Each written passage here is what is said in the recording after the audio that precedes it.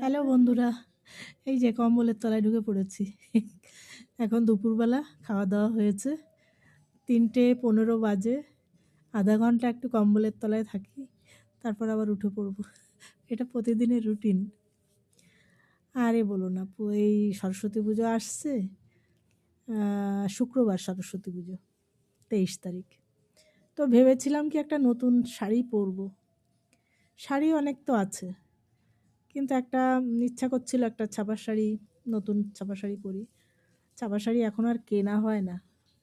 আগে তো শাড়ি পরতাম বাড়িতে, এখন তো বাড়িতে শাড়ি পরা হয় না।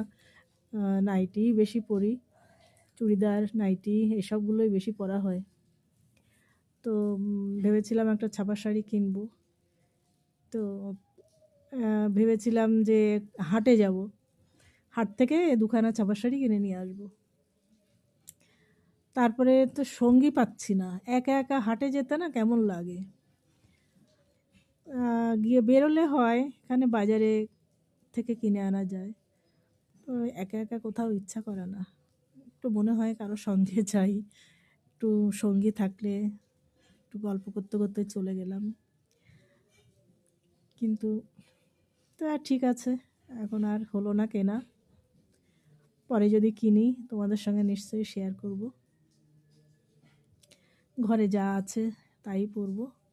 আসলে পুজোর দিন একটু নতুন শাড়ি পরতে পারলে ভালো হয়। আমি অঞ্জলি দিই, অঞ্জলি দেওয়া এখনও বন্ধ করিনি। বুড়ো বয়স হয়ে গেছে, কিন্তু অঞ্জলি আমি দিই, প্রতি বছরই দিই অঞ্জলি।